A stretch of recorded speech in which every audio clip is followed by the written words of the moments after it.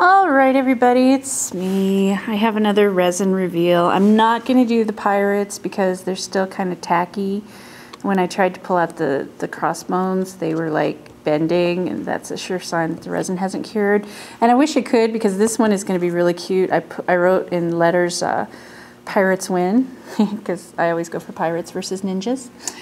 I made this, which needs a little cleaning up. I got to get out my Dremel and clean up the edges, but I think it's really pretty. It was a pendant, and I used this food safe silicone gel in order to make it, and I just am really happy with the results. I also did a Jack Skellington, which you can't see the detail on, but it turned out really, really well too once I get it painted. I think it's going to be awesome. I've got this piece here, which, those of you who don't know, Magic the Gathering card. Yes, I savaged a Magic the Gathering card, cut it up, put it in pieces. I think it's kind of cool. I'm going to try and figure out a neat way of setting it. My Angry Birds is just bubblific. You can see I didn't do a good job of pressing it down with the toothpick, so the surface is just all bubbles, so garbage.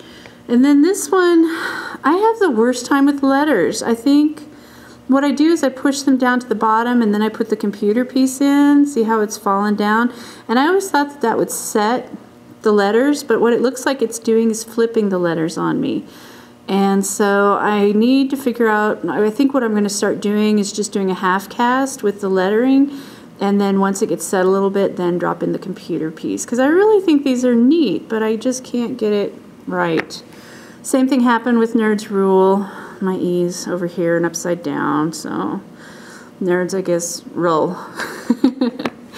And my heart, my Little Pony has a few, you know, air bubbles on it, but not quite as bad as the Angry Birds were. Hello Kitty looks cute, Angry Birds is cute. Now these are the weird ones. I tried to, for those of you who saw my last video, I did the RIT dye where I mixed it with the resin, and then I mixed that resin in, and it made like these bubbles.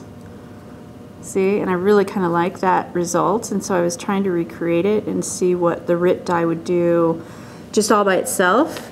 And this is kind of bizarre. They made like these eyeball looking things where the dye, I don't want to pick one up because I got a finger full of dye last time, where the dye just kind of sunk down to the bottom.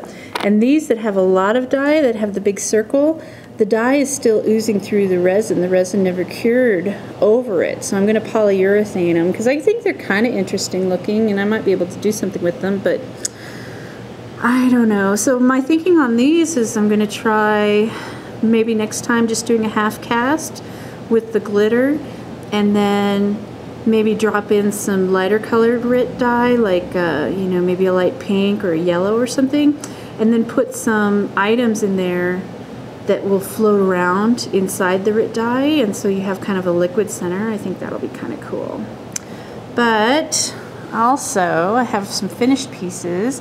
The girls were saying that everything that I do is too girly. Like, you know, I've got these little girly pendants, you know, for Valentine's Day and stuff. And so I decided to go completely different, do chains and blue and skulls, and so far everybody likes this one, so I'm going to put this up for sale. And then of course I've got my wire weaving, and I'm doing the black beads on the edges, but I think what I'm going to do is do some wire wrapping around the pendant, you know, around the resin piece, and wrap it that way too, and then that's going to be the bail. And then of course the piece that I had on my last movie, I've polyurethaned it so you can see inside it a little better. It also has magic cards in it. And I had to end up soldering the sides because they weren't staying on. That's disappointing. I was hoping to have a mostly cold connection piece, but it worked out well. The bail's a little rough, but I think that kind of fits with the whole feel for the piece. So now I just have to figure out how to hang it. I'm thinking about like a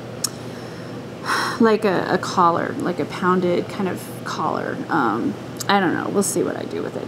Anyway, that's my resin reveal for the day. We'll talk to you later. Bye.